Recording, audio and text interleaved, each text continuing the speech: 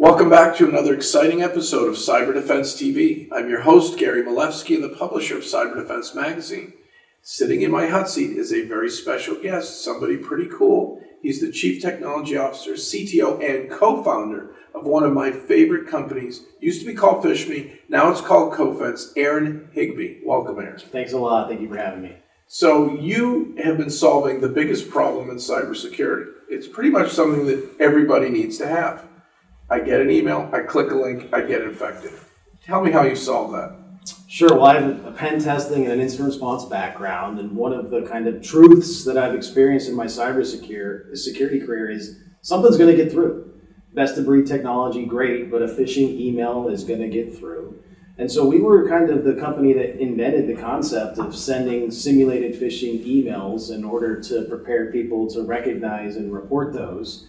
And we've learned some things over the years. So, we're a much larger company now, and we're still on this mission of focus on the emails that make it past these gateways. Are people trainable, or does that wear off after a month? Well, it turns out they are. So our first mission was just to reduce the susceptibility of the click rate, and that was something that was easily measurable with the metrics. But something that I think everyone was unprepared for, even myself, is when we put this little phish reporter icon in their email client, we started to get metrics on the resiliency, on the accuracy of people that can spot and identify a phish. And that's really changed our thinking, because what we see now is there are more people inside of an enterprise that are successfully reporting these phishing emails than falling for it. That's good news. Yeah, it is. What kind of innovations are happening at PhishMe and Cofense? Sure. See, I love both names, but I'm hooked on the original. Anyway, back to Cofense. What things are happening there? What are your innovations? What's the vision? Where are you guys headed? Because you're the CTO. I mean, you've got the vision. Tell me where you're going, and maybe how does the market react to what you deploy? Absolutely. Well, a lot of the reason why we rebranded to Cofense was to kind of shine a light on what's next. So you prepared someone to avoid a phish, but what can you do with it? And what we learned in the marketplace is many security teams, they weren't actually prepared for, if they're holding a live phish in their hands that their employees reported to them, what are the next steps? How do you answer the questions? Who else received a copy of this phish? How do you quarantine it very fast? And so that's what we've been working on for the past couple of years now, operationalizing that workflow from a conditioned workforce, clicking that button, and then giving the tooling to the security teams to actually do something about it fast. So fencing, like being the firewall against the user foolishly making the mistake? Well, the play is on collaborative defending. So if we are kind of like a meerkat that are popping up warning people about a predator on the prairie, how can we get that same sort of signaling into the SOC? So if we have enough people that are aware, that are reporting a phishing email, how can we then use that as real-time attack intelligence and then do what we need to so that we don't turn it into a breach?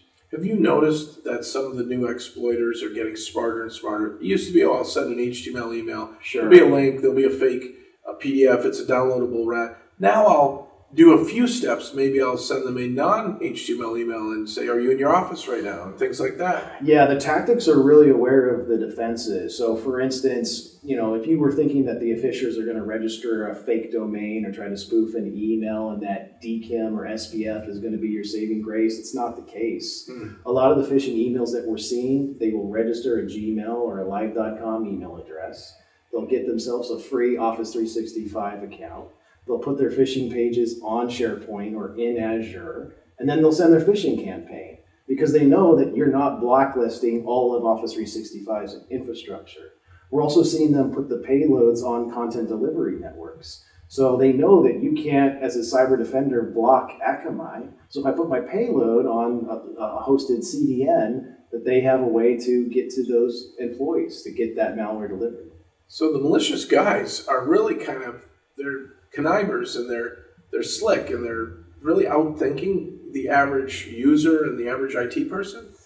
It's that, and anytime you have in our marketplace a technology that's effective, once it gets critical mass, the attackers have to innovate. So for years, sandboxing was really effective, and so once that became an impediment for the phishers to actually stop phishing attacks, they started doing more clever things. You know, is the mouse moving? Are there documents in the recycle bin, in order to figure out if they're in these instrumented environments? And so that's kind of the evolution of the game. If you have a successful product, the next generation AI, machine learning, email gateway that's aware of what your email address is versus the others, well, then the attackers are just going to encode your name in the Cyrillic alphabet, and they're going to cruise right on in.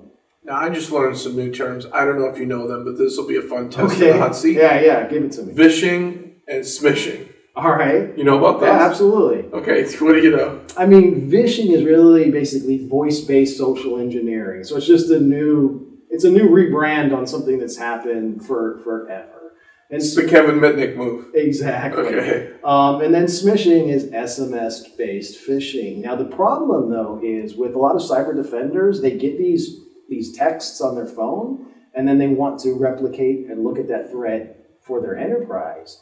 But what you'll notice is all of the smishing is consumer fraud-based emails. They're texts trying to get your Netflix account, your iTunes password, your PayPal password. It's actually not an attack vector that's aimed at the enterprise currently.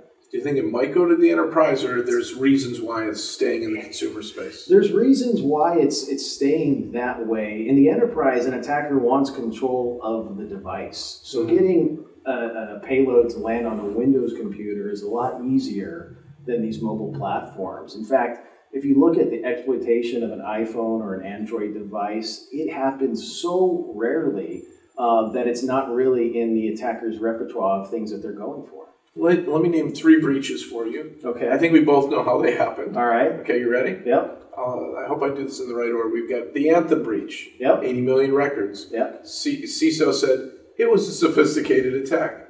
You've got the, give me a sec. So we had the Anthem breach, sophisticated attack, 80 million records. Right. OPM.gov, 22 million records, sophisticated attack. Was it? No. Okay. This is what's on TV. Yeah, right? yeah. That was a sophisticated attack. Sure. And then you've got WannaCry that hit NHS in England, took down 1,400 computers. Okay. Yeah. Sophisticated attack. What was the common thread in all 3 of those breaches? Phishing and email. And what I've also kind of observed in my career is, who's to say anything sophisticated? You know, is there a judge and a jury like, Your Honor, let me present the case of this phishing email, and then you tell the world if it's sophisticated.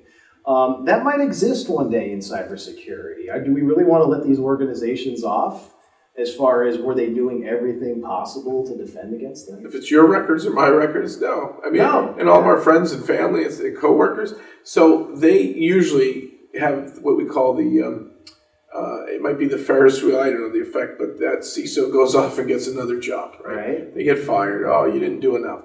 So they didn't do enough. And maybe they add some training, but maybe they don't have Cofense. Maybe once a month or once a quarter or once a year, they said, maybe we should update our policies.